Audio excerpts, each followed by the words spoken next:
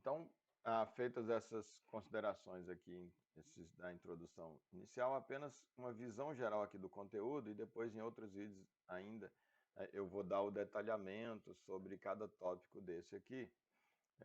Quando a gente for, por exemplo, para quem está estudando a cada capítulo desse aqui, por exemplo, conforme alguém me sugeriu, eu vou dando a ideia geral do capítulo. Mas então aqui, resumidamente, o primeiro capítulo do livro trata aqui se nós somos obra do acaso ou seres divinamente entretecidos. Como nós vimos, então, nós temos essa possibilidade pela razão aqui de conhecer Deus e de fato perceber que Deus existe e inclusive pela própria contemplação das coisas criadas. Então esse tópico é dedicado sobre essa questão, afinal, Deus existe ou não existe, né? E aí então, no tópico 2, o ser humano, a nossa origem, composição e propósito, no primeiro tópico dizendo, buscando aqui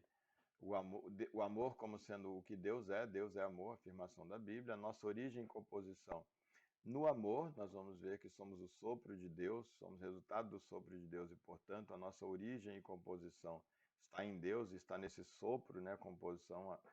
nesse sopro de Deus que é amor, então, portanto, a nossa origem e composição são amor, e o propósito da humanidade, seja a partir desses fatos, seja a partir da maneira como Deus nos forma detalhado lá, a gente conclui que é amor, o propósito da humanidade é amar. No capítulo 3, então, nós vemos sobre a quebra desse propósito da humanidade pelo domínio do ego, quando então nós passamos e transicionamos do reino do amor, que era esse estado inicial ali onde fomos criados, para o império do egoísmo. Nós saímos dessa situação em que o amor reina, o amor vigora, o amor prevalece, para esse em que o império, o egoísmo impera, o egoísmo é o que vigora, é a minha vontade a que prevalece. E aí dá início a essa luta de todos contra todos que a humanidade bem conhece, né? No tópico 7, o plano de Deus para restabelecer o reino do amor, esse reino do qual nós saímos. E no tópico 8, o batismo, procurando o sentido desse batismo e o batismo como sendo um mergulho, e trabalha ele como um símbolo, qual a parte do batismo como símbolo, que muita gente às vezes acha ruim essa expressão como símbolo, adotar o batismo como símbolo, se o batismo ele efetivamente é indispensável ou não para a salvação, ou em que medida ele se é o batismo ali como símbolo, ou se é algum outro tipo de batismo que está para além do simbolizado, que é o que marca esse restabelecimento, esse reingresso nesse reino de Deus. O capítulo 4 é um capítulo com bastante conteúdo ali do Velho Testamento, onde a gente passa desde o início, desde o Gênesis, a multiplicação do mal, o reconhecimento da humanidade, o povo de Israel, a formação do povo de Israel, o início do povo de Israel, a, a escravidão deles, a saída deles ali da escravidão, quando Deus tira, e tudo aqui procurando tirar e fazer correlações com o propósito de Deus para a humanidade. Esse desenho, como Paulo vai dizer que a lei e os profetas, né, que o Velho Testamento, que a escritura que eles tinham até então era um desenho, era uma maquete das coisas que haveriam de vir, que haveriam de acontecer. Então a gente vai vendo isso aqui como uma maquete, buscando o sentido de cada uma dessas questões aqui. A peregrinação pelo deserto ali, em 2 tópicos diferentes, tratando o propósito da lei e a desobediência à lei. Israel ali na terra prometida, e o período do juízo, o período de Israel, e a divisão de Israel nos 2 reinos, o reino do norte e do sul, né, o reino de Israel e o reino de Judá, e quando eles também são levados cativos, e aqui quando os profetas começam a anunciar o anúncio pelos profetas da nova aliança ao longo de todo esse período, e eu faço um apanhado aqui principal de 7 dos profetas aqui, e quando eles falam de maneira muito clara sobre essa nova aliança apontando para Jesus. Aqui no capítulo 5, então, com a chegada da nova aliança, esse reino do amor, e começa então com a encarnação do amor em Jesus, né? O verbo se fazendo carne, se Deus é um com Jesus, então, e Deus é amor, então Jesus é amor, então é o próprio amor encarnado agora para trazer de volta aqui o nosso acesso, permitir de volta a gente o acesso ao reino do amor. passa pela então justificação, regeneração e santificação, que são aqui, como a gente viu, já fazendo parte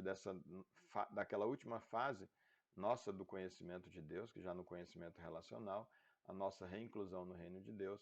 e aqui a importância de congregar, e aqui não necessariamente de participar de uma denominação, embora podendo ser, claro, mas a importância do congregar.